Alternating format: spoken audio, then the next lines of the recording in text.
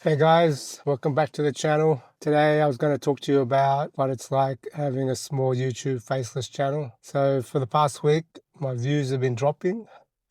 So that's been a little bit frustrating. The views have been dropping and this is causing me a little bit of mental anguish and frustration. I think last week I changed some of the format of the videos. Previously I was just copying the transcript, not really changing much, just changed the intro a little bit, changed the ending. How YouTube is trying to stop people doing this because they don't want people to just copy. That's been in the back of my mind and I've been trying to think of ways to prevent this. So I'm trying to make the video not so easy to copy and not just copy other people's videos.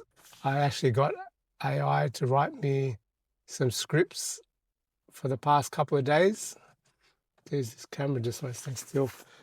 Yeah, so I asked it to write me a few scripts and I've been using those and I just noticed the views hasn't been going well. It's really dipped.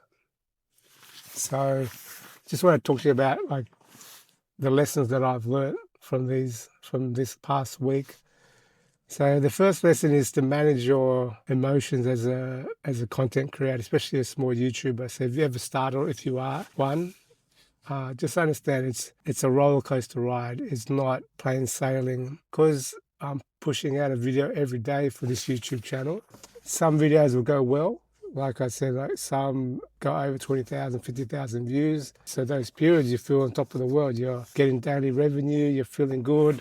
I'll put a video up of how the daily videos look just up here so you can see what my channel is doing.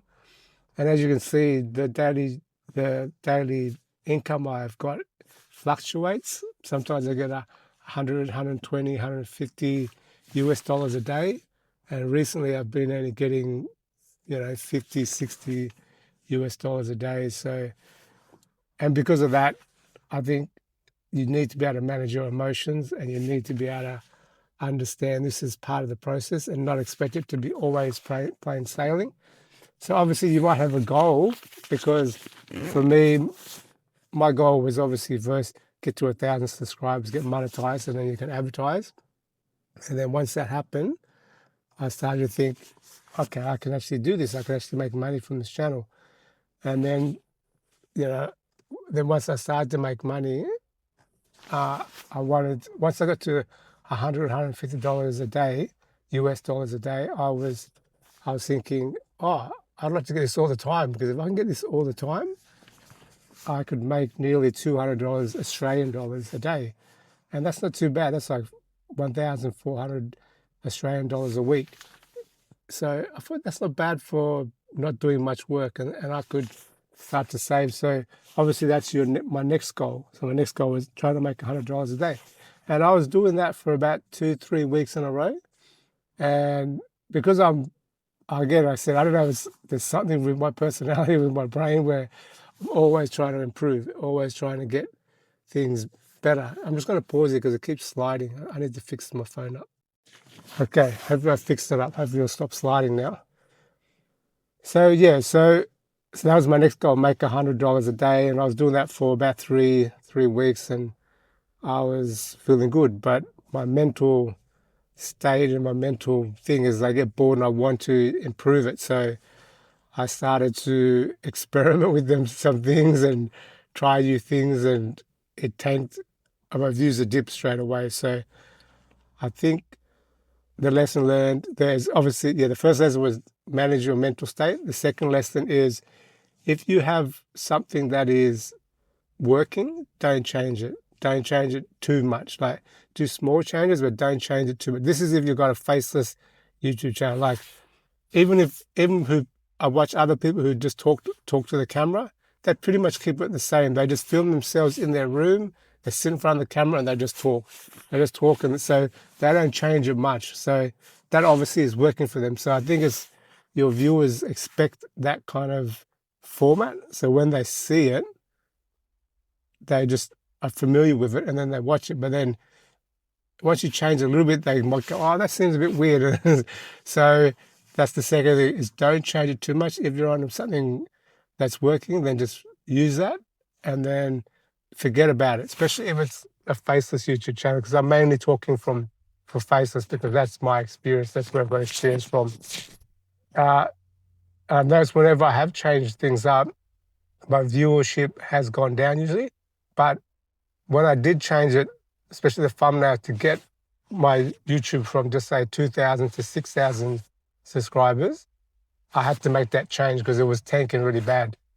But now that I know I've got a format and I've changed a few little things, I'm going to strip it back and go back to where I was.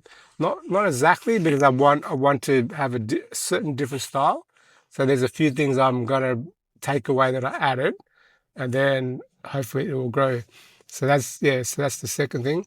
And then the third thing is understand the money wise, see it as like a business, because any business you have, you're never going to get money consistently, because at the start, especially when you first start, it always goes up and down, up and down. But in most businesses, it should grow a certain way. So you might have a few ups and downs, but then over 6 months or 3 months, you should see the income rising. If it's not, then it's not really a successful business. The fourth lesson, or the fourth thing to implement, is don't put all your eggs in one basket. Because if you just think this one channel alone is going to make you successful, give you the lifestyle that you want, I can tell you probably most likely won't, unless you're, someone who's fortunate and you become a really successful YouTuber who talks to the channel. Again, I'm always talking about a faceless channel, because a faceless AI YouTube channel was just a voice and a few images. This one, it's very hard to get a big follow unless you give it time. Maybe 5-10 years time, you might get a million subscribers or something. But it's like a business. You have to work at it and improve it and try to get more viewership and more sponsorship. And that's what I mean by about not just relying on the ad revenue. The ad revenue alone is not enough to sustain you unless you're getting consistently. So I'll also show you my viewership, how many views I get per day. So when at the peak about 3 weeks ago, when I had a video that blew up to, I think it's nearly at 75,000 views. At first, we got 20,000 in the first week or something, and that was good. That pushed up my viewership.